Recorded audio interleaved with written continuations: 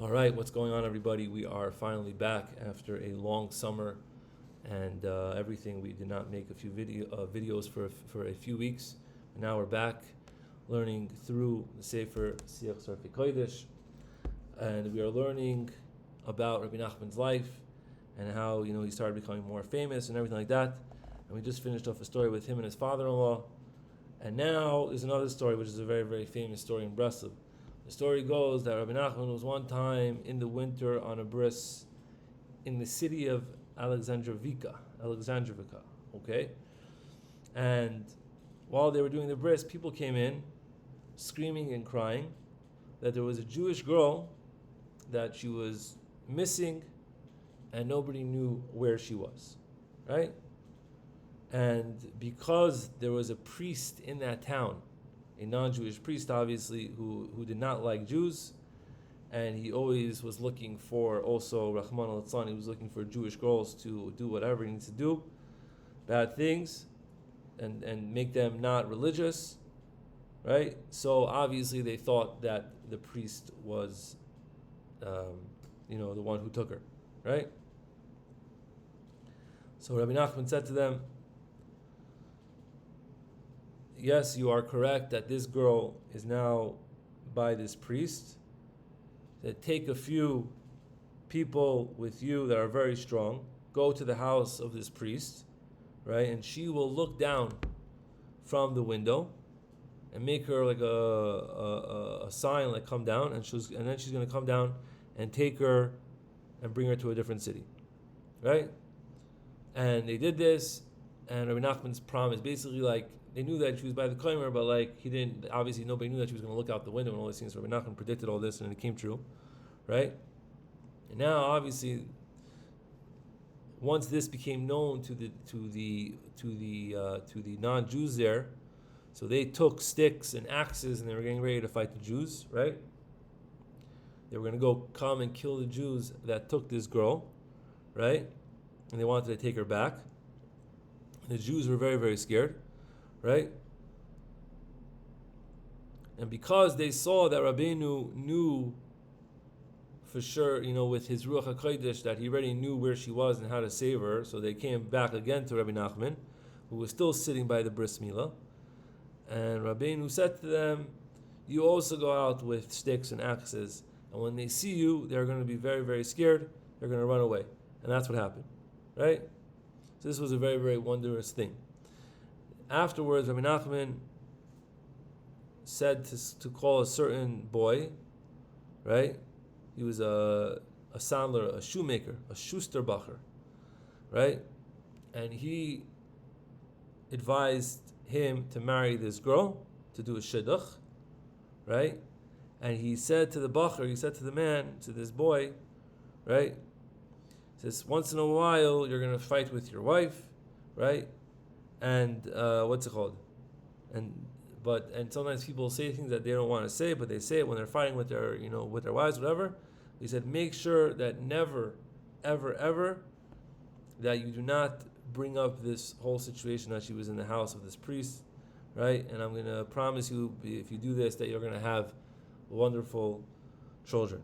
And it was true. And Rav Avram Bar Nachman sold the story that he knew these children of this boy and girl, of this man and wife, that they were great Rabbanim Gedolim and Loindim Torah. And it says over here in parentheses that Rabbi Levi Yitzchak Bender heard this from Rabbi Avram Bar Nachman B'Stamel when they were in Uman together. That's pretty cool, right? So this story of this bris milah that we just said took place at the end of when Rebbe Nachman was living really in the city of Isatin after he got married, right? And because of these two stories, right, that we said, right, Rebbe Nachman's name started to become bigger and bigger, right?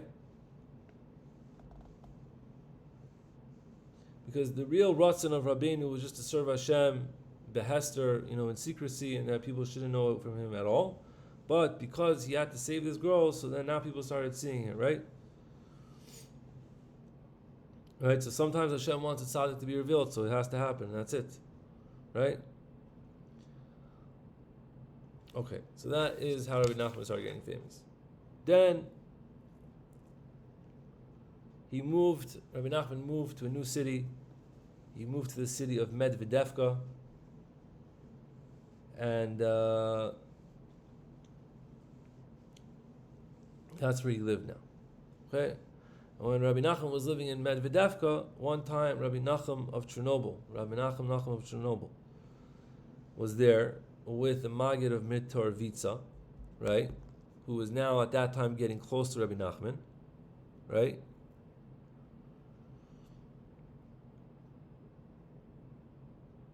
And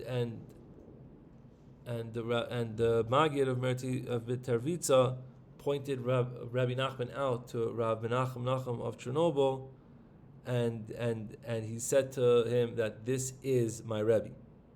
Because this was when he started becoming close. And Rabbi Nachman praised Rabbi Nachman a lot, and it was very good. Right?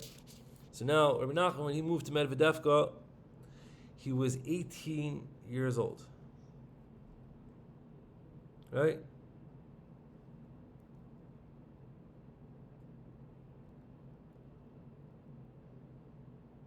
And it's interesting over here, it says in the footnote that at the beginning they used to call Rabbi Nachman from Medvedevka before he moved to Breslov and became Rebbe Nachman of Breslov. That's interesting. Right? And when he was in Medvedevka, that is when a lot of people started becoming close to him, and also a lot of big tzaddikim started becoming close to him. This was the Maggid of Mitorvitsa, and Rav Aaron of Breslov, and Rav Yudel, who we're all going to learn about, and his students, Rabbi Shmuel Isaac and Rabbi Doiv Michurin, and also the people of Dashiv and Rav Chaikel of Chazan, V'oid Harbe. And that's where he started really becoming like a real Rebbe. Right? So now, how long did we go to today already? Right, now we're going to start learning. I think we're going to leave this for the next video, just because I don't have so much time today to make a whole video. But now, the Machlokes started. There's some Machlokes that's going to happen on Rebbe Nachman in Medvedevka, and we are going to learn that in the next video. Be'ezer Hashem.